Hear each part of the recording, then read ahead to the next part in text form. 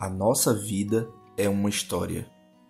O mundo é um longo roteiro do qual fazemos parte de um curta-metragem. A brevidade da nossa atuação, entretanto, não retira a beleza desses rápidos capítulos, principalmente porque a nossa participação nessa vida não é escrita de maneira aleatória.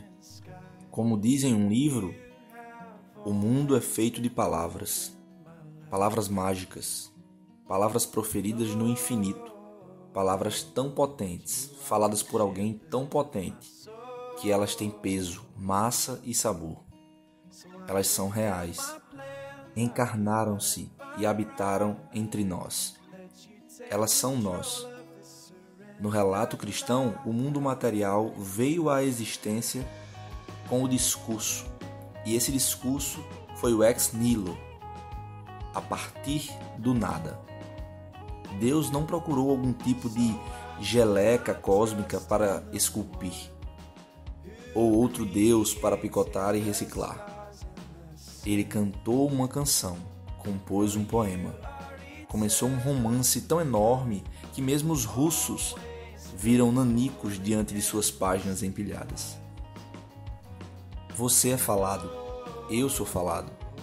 Nós estamos em um palco falado, do tipo giratório, do tipo redondo, do tipo úmido, o tipo de teatro com besouros, risos, bebês, pó, neve e cedro recém-cortado. Nathan Wilson está certo, e ouso acrescentar que nesse palco também há casamentos. Pessoas que se apaixonam, unem seus propósitos, aprendem a se amar e resolvem selar um compromisso de fazer isso, repetidamente, todos os dias de suas curtas vidas. Nesse contexto, surge Emanuel e Gabriele, somente um casal de personagens que fazem parte de uma peça encenada no palco do mundo, mas escrita pelas mãos do melhor escritor. Olá pessoal, se você chegou até aqui, é porque nós queremos compartilhar um pouquinho da nossa história com vocês.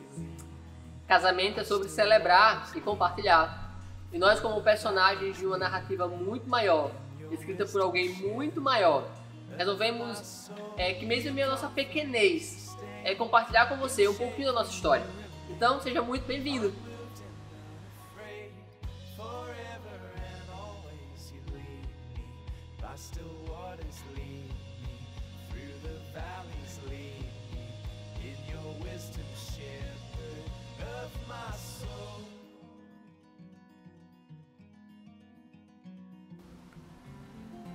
Meu nome é Dolores, eu sou o primeiro neto 12, se eu não estou enganado nesse momento. Filho de Simone e Manuel, irmão de Emanuele, nascido em Areia em 1997. Morei em Areia até os 4, 5, 6 anos. Areia é uma terra linda, maravilhosa, que eu aprendi a amar e sou apaixonado até hoje. E depois dos 4, 5 anos, vim morar aqui em João Pessoa com meus pais, um pouco depois que a Emanuele nasceu. E aí, muita coisa aconteceu nesse meio tempo, até ali o final da minha infância, onde eu tive pessoas que estiveram investindo na minha família, orando pela minha família, e aí investindo nos filhos. E aí investindo nos filhos, os filhos foram ganhos para Cristo e foi a porta, a janela para que o Evangelho pudesse entrar em nossa casa. E aí nesse momento, aquele menino que veio morar aqui em João Pessoa, sempre curioso, sempre catucador de coisas, que mexia em tudo, muito introvertido, começa a conhecer sobre esse Deus e começa a perceber o quanto a sua vida estava sendo guiada por um Senhor que conduz toda a sua história. E aí esse menino que era curioso, pouco tempo depois vai ser bolsista em uma das melhores escolas do mundo, lá na Cidade Viva, onde nesse momento o Senhor começa a me direcionar para esse momento onde eu estou hoje. Ali pouco já depois da minha conversão, eu lembro que uma das primeiras coisas que o Senhor fala nas primeiras semanas de aula, através de um momento devocional na escola, era sobre uma geração de adolescentes que não tem sonhos. Naquele momento eu me pegava justamente sobre isso. Eu pensava no meu futuro e não conseguia ver sonhos. E pouco tempo depois o Senhor começa a trabalhar no meu coração, né, a me instigar, a me motivar a sonhar um futuro que não depende mais de mim, mas da graça dele. E aí, esse menino que era curioso, depois de terminar o ensino médio, não sabendo o que fazer, né, vai se aventurar na área de tecnologia. E esse espírito de cientista, né, me faz fazer ciência da computação, né, e ser esse cara que busca ali soluções em meio à tecnologia. E é isso, esse é um pouquinho do que eu sou. Eu entendo que Cristo é o meu Criador, Ele que me faz hoje ser embaixador em missão aqui nessa terra, e que hoje eu estou a caminho de casa, do meu eterno lar. Quem sou eu? Pergunta muito difícil de responder. Irei conseguir? Não, mas aí a gente tenta, né? Tá no roteiro, colocar no roteiro, né? Depois a gente conversa com quem colocou isso no roteiro, porque é muito complexo, muito filosófico para um vídeo tão simples. Mas a gente tenta, né? Então, sou a Alessandra Gabriele, né? Para quem não sabe, ou para quem esquece, né? Meu primeiro nome é Alessandra. Foi de uma linda demonstração, né? Foi um presente, né? Um mimo do meu pai, né? Ele pensou, o que eu posso fazer, né? Minha mulher teve um trabalho de parto ali muito difícil, quase morreu. O que eu posso fazer por ela? Um chocolate? Um buquê de flores? Não sei, fazer uma super faxina na casa? Não, eu falei, eu vou mudar o nome dela no cartório, já que o nome da minha mulher é Sandra. Vou colocar um Ale ali, ficar Alessandra. Não combino com ninguém. Gabriele? Não, pra que Gabriele ser primeiro nome, né? Que já era o definido. Vou colocar um Alessandra Gabriele. Então, aqui estou eu, né? Mal uso meu nome Alessandra, né? A maioria das pessoas me conhece por Gabi. Mas o meu nome faz parte da minha identidade, então Alessandra Gabriele. Não tive uma infância muito atípica, né? Diferente de Emanuel, né? Que tem toda aquela história emocionante de eu vim lá de Areia, neto de Dona Dolores, né? Dolores é um nome poético, né? Areia, para quem conhece, sabe, também é uma cidade que tem esse peso poético. Mas não, assim, eu nasci aqui em João Pessoa, amo minha cidade também, muito maravilhosa. Vivi minha vida toda em João Pessoa, continuo aqui em João Pessoa. É uma vida até um pouco pacata, né, de se compartilhar.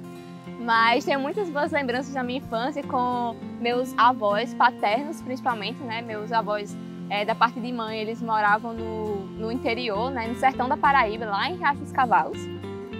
E tenho muitas boas lembranças assim, com a minha família paterna. Brincando com meus primos, ralando joelho, dormindo lá na casa de vovó, né? E assim, essa parte da minha infância me marcou muito, né? Com os meus avós, vovó Terezinha, né? E com meu avô Jorge, né? Vovô Jorge. Vovô Jorge, infelizmente, já se foi fazem alguns anos, fazem 10 anos, na verdade. Mais de 10 anos, né? Mas ele me marcou muito, não só a mim, mas toda a minha família, né? Minha mãe, Sandra, meu pai Dinaldo, meu irmão Matheus. Infelizmente, minha cadela Sus não consegui conhecê-lo, mas certamente também marcaria muito a vida dela. Enfim, meu avô assim, me marcou muito, ele sempre foi um exemplo muito grande de uma pessoa muito amorosa. Não tô conseguindo continuar depois da piada de Suzy. Mas meu avô, ele sempre foi uma pessoa muito amorosa, muito carinhosa. Ele sempre foi um exemplo muito forte assim, de fé. Eu tenho certeza que ele conseguiu me influenciar, assim como ele influenciou várias pessoas, né, à volta dele, tanto a família como amigos, qualquer pessoa que tivesse contato com ele. Relembra até hoje com muito carinho, né, dele e de histórias que ele contava, das atitudes que ele tinha, né, para com todas as pessoas que estivessem ao seu redor. E ele, assim, para mim foi, né, uma inspiração muito grande de fé, né, mesmo eu vivendo ali só uns 8 anos da minha vida com ele, mas ele sempre, até hoje, me lembro com muito carinho e ele me inspirou muito. E me inspirou muito, principalmente também na minha fé. Ele sempre foi um homem muito temente a Deus e isso foi algo, esse legado que ele deixou para nossa família é algo muito presente até hoje e é algo que continua a me guiar também, né? Acho que a fé foi o que me deu muito entendimento sobre muitas coisas, né? Entender que eu não estou aqui de maneira aleatória, entender que eu tenho um propósito, né? Entender que tem um Deus que cuida e por esse Deus cuidar eu posso descansar, né? Até mesmo assim nas minhas ações ou escolhas que eu tomo, entender que Ele está cuidando e que Ele que está ganhando toda a minha história, né? E foi isso que me levou a estar aqui hoje, né? Foi isso que me levou a escolher a graduação que eu faço, né? E onde eu atuo hoje, que é Relações Públicas, mesmo sabendo que o mercado de trabalho era muito difícil aqui em João Pessoa, mas escolhi né, e tá dando certo, e eu sei que não por conta de mim, mas porque de fato tem esse Deus orquestrando tudo, né, por trás da história. E também me levou até a Cidade Viva, Zona Sul, que é onde eu conheci, né, o meu noivo, Emanuel, quase esposo, né, quase marido, e é o que continua me direcionando em todo o tempo. Então, talvez não tenha respondido um pouco sobre quem sou eu, mas compartilhe um pouco sobre, né, a minha história, e aí compartilhar sobre a minha história, sobre quem veio antes de mim, sobre as gerações anteriores, também compartilhar sobre quem eu sou, sobre minha identidade e sobre, enfim, toda essa história que eu tô vivendo aqui na Terra. Se ali na adolescência, né, eu não conseguia olhar para o futuro e ver sonhos, caminhar com Cristo começou a fazer brotar no meu coração sonhos que Ele mesmo estava plantando. E aí um sonho que eu até lutava para não querer era o sonho de ter família. Eu olhava para minha família, eu olhava para as questões ali mal resolvidas, para os relacionamentos quebrados e dizia, eu não quero viver isso. Eu prefiro me abster de ter família e não quero construir uma. E aí o Senhor me faz caminhar e no final da minha adolescência ali Ele já começa a fazer um desejo brotar, instigado por exemplos maravilhosos de uma igreja, de irmãos e de casais que me inspiraram. Eu comecei a ansiar por ter uma família, mas não somente por ter uma família, mas ter um sonho. E aí esse sonho é de que eu possa viver por muitos anos, para que eu possa comemorar o meu aniversário de 100 anos ao redor de uma grande mesa, com toda a minha descendência, do lado da minha esposa, que agora já tem nome, é Gabriele. E com essa esposa poder compartilhar com toda a minha descendência de tudo que o Senhor fez na nossa família, de todos os milagres e feitos que Ele tem feito e ainda vai fazer em nossa família. E aí falar sobre isso é falar sobre muita esperança e fé. Primeiramente, falar sobre a fidelidade de permanecer fiel a uma mulher por muitos anos. Né? Gabi é a minha primeira namorada e o que eu tenho falado para ela é que eu quero que ela seja a única até que Cristo volte. E vindo de uma família de homens infiéis, isso fala muito e me desafia bastante. E falar de uma descendência que vai sentar à mesa, uma longa descendência que sentará à mesa para nos ouvir, é perceber do Senhor nos fazendo espalhar a sua imagem, né? Uma descendência onde teremos filhos e filhos fortes, onde eles ouvirão, né, que há um Deus que é Criador e um Senhor das nossas histórias. E mais, além de tudo isso, é saber que tem da minha vida de buscar ser um homem temente ao Senhor para poder desfrutar dos privilégios de uma vida que somente uma vida com Ele pode trazer. Esse é o sonho, né, de estar bem velhinho, do lado de Gabi, da minha descendência, compartilhando desses bons feitos do Senhor em nossa família. Qual é o meu maior sonho? Eu jurava que agora ia vir uma pergunta mais fácil, mas realmente aí quem fez o roteiro estava inspirado. Em uma conversa com o Emanuel, né, quando a gente estava ainda paquerando aqui, já dando spoilers, né, Emanuel ele fez essa pergunta, né, sobre qual era o meu maior sonho. E aí eu lembro que eu fiquei naquela de, não, que sonho? A gente não tem sonho, a gente tem plano, né? Sonho é uma coisa muito idealizada, né? Pra que sonho? A gente tem plano, a gente faz aqui o plano da vida e tudo mais. Mas hoje eu, pensando bem, eu acho que o meu sonho está muito ligado sobre legado, sobre o que eu quero deixar de legado na vida das pessoas que convivem comigo, né, da minha família, dos meus amigos. Então acho que se hoje talvez daqui 10 anos eu não responder isso, mas enfim, vamos lá. Acho que o meu sonho hoje é também chegar ao fim da minha vida e olhar para tudo que se passou e ter olhar com satisfação, com alegria, com contentamento. E principalmente que as pessoas ao meu redor possam também olhar para minha vida e ver que eu também deixei um legado, assim como outras pessoas deixaram um legado na minha vida, eu posso deixar também um legado na vida delas. E não algo muito grandioso, de eu quero mudar o mundo e tudo mais, mas só se eu já fizer diferença na vida daquelas pessoas que convivem comigo, daquelas poucas pessoas, da minha família, futuramente dos meus filhos, do meu marido, dos meus amigos, dos meus colegas de trabalho. Se eu já fizer diferença na vida das pessoas, eu acho que já é o suficiente. Então, acho que esse é o meu maior sonho. Como conheci Gabi de maneira muito especial, eu conheci Gabi na igreja, né, servindo. E aí isso, sabe, quando eu falo que a escola Cidade Viva foi a melhor escola do mundo e o Senhor começou ali a nos encaminhar para cá, é porque quando eu fui para a escola Cidade Viva, eu passei 3 anos, mas eu era membro de outra igreja. Terminei o ensino médio, passei 2 anos ali ainda na mesma igreja, somente depois de 2 anos foi que eu vim ser membro da Cidade Viva Zona Sul. E aí foi nesse tempo em que cheguei na igreja, já fui servir, né, em algum dos seus ministérios, e aí o primeiro ministério que fui servir foi a multimídia. E aí eu lembro que a primeira pessoa que foi lá me capacitar, me ensinar a servir na projeção, no data show, foi a Gabi. Era um domingo, eu sentei do lado de Gabi o culto inteiro para poder aprender a mexer na projeção. A gente ficou lá falando de músicas muito worships, né, que só repete refrão, e essa foi a nossa conversa daquela noite, né, falando sobre músicas que só repetem refrão.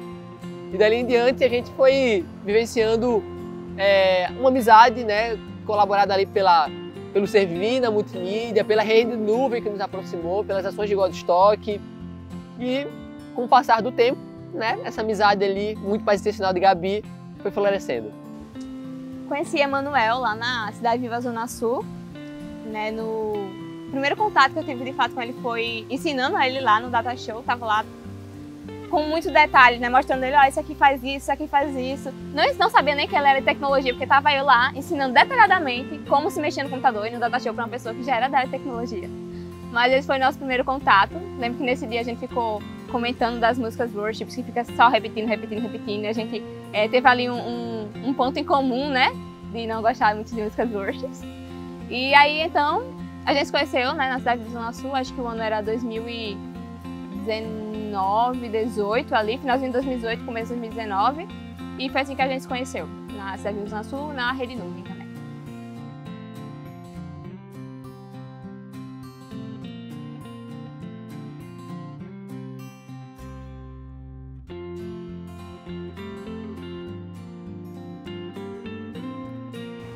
Eu acho que a forma como nos apaixonamos foi muito do que eu esperava no Senhor, né? Por ter medo de relacionamentos, por ter medo de construir uma família e ver esse projeto falido, eu sempre acreditei que esperar era a melhor solução, mas não só esperar, mas estar atento que um bom relacionamento viria de uma boa amizade. E segundo amigos, eu me apaixonei por Gabi durante o Nordestão de 2019, ali eu já estava apaixonado.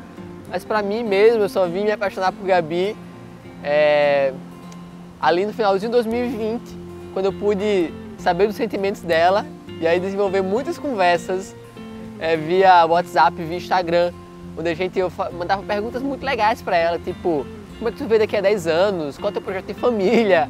Né? O que é que tu quer fazer da vida? E ouvindo Gabi falar um pouco de quem ela era, do que o Senhor vinha fazendo na vida dela, do que ela tinha sobre perspectivas de futuro, sobre o quanto ela entendia de vocação, aquilo me fez apaixonar e ver e apreciar da sua beleza, somente não essa beleza exterior que muitos contemplam, mas de uma beleza de uma menina que é linda por fora, mas porque essa beleza por fora ela é o que transparece por dentro, sabe? É uma beleza que jorra de dentro. E aí isso me fez me apaixonar durante 4 longos meses de conversas intencionais que a gente teve. Ali eu me apaixonei por essa pessoa incrível. Mas enfim, como eu me apaixonei por Emanuel, foi lá em 2020, né, quando eu estava ali no começo da pandemia, num mundo assim caótico e tudo mais, e eu já desenvolvi uma amizade com a Emanuel há alguns anos, né, já servia com a Emanuel nos finais de semana, né, toda aquela coisa. Já gostava muito de Emanuel, assim, como amigo, né, como irmão em Cristo e tudo mais. Mas aí, então, eu passei de um pensamento de, nossa, Emanuel é uma pessoa incrível, sorte de quem casar com Emanuel, né, quem se relacionar com Emanuel, porque ela é incrível. Eu peguei esse pensamento e daí eu passei pra, por que não eu, né, ser essa pessoa, né, por que não eu? Então, desse pensamento, passei pra esse pensamento, mas aí eu fiquei meio que lutando muito contra mim, porque eu olhei assim no meu planejamento de vida e falei, não, pra esse ano eu conseguir um emprego, né, sair do estágio, conseguir um emprego, também quero aprender inglês, né, então assim, não tá me apaixonando aqui no meu checklist, tá mais à frente essa questão aí de relacionamento e tudo mais. Então assim, passei alguns meses, né, lutando contra essa ideia de estar afim de alguém, principalmente de alguém que era tão próximo a mim, né, que eu convivia, então, né, pra você, sei lá, meu nome dava um abraço e eu ficava vermelha. Aí não dava muito ali pra administrar, né, o rolê. Então, passei alguns meses lutando com isso. Coincidiu que foram os meses que começou a ter lockdown e tudo mais. Então, eu falei, opa, agora eu vou, todo o meu crush vai passar. Porque eu não vou ver mais Emanuel, então vai ser muito mais de boa. Então, assim, não foi. Obviamente estou aqui, né? Então, depois eu aceitei essa ideia de estar apaixonada por ele. E falei, não, então realmente a gente tem que resolver sair. Ou resolve logo e a gente tenta pelo menos ter uma amizade mais intencional, ou então eu sofro e esqueço ele e nunca aconteceu, né? Então, passei ali alguns meses, né, lutando contra essa ideia. Até que então, né, conversei, né, fui para uma bendita noite do pijama com duas amigas minhas, Marcelene e Camila. Vocês estão vendo esse vídeo, vocês sabem o que vocês fizeram. Então, eu estava naquela noite do pijama, né, e Camila vira pra mim e fala, olha, minha conexão, né, conexão pra quem não sabe são os grupos pequenos da nossa igreja, falou, minha conexão está fazendo uma roda de oração pra você e Emanuel namorarem. E aí eu fiquei, gente, como assim? Deus cabuetou tudo o que eu tava orando, cara, o Espírito Santo muito cabueta, que rolou. E eu fiquei só assim, tipo, eu não vou mentir, porque daí eu vou pecar, né, não quero, né, pecar. Eu tenho que pelo menos admitir, fazer alguma coisa. Aí eu fiquei tipo, meio que sem reação. Ela falou, e a gente acha que vocês deveriam namorar. Aí eu fiquei, gente, que surto foi esse? Do nada. E aí eu só comentei assim, não, realmente eu tenho pensado a respeito. Dei uma diminuída muito assim, né? Não disse que não gostava, mas falei, tipo, eu tenho pensado a respeito, Emanuel é uma pessoa interessante. Não falei que eu estava obcecada por ele faziam meses, né? Falei, é uma pessoa interessante, né? Quem sabe, né, a gente, né? Achou bom, mas não falem. Eu já tinha colocado um prazo, que era novembro, pra falar com o Emanuel e dizer, tipo, Emanuel, eu estou afim de você. Coloquei assim esse prazo, isso era agosto, o prazo era novembro pra falar com ele, né? Mas já tinha um prazo, pelo menos. Então, fiquei apenas ali, comentei, falei, não comentem com ele, por favor, porque eu vou conversar com ele já. Então, fiquem de boa, mas, né, tem um sentimento aí da minha parte. Aí o que rolou, né? Elas ficaram de boa. Obviamente não, né? Minhas amigas compartilharam na conexão com as meninas, estavam na conexão. Virou um surto coletivo, uma grande fofoca. Compartilharam com um amigo de Emanuel pra falar com o Emanuel.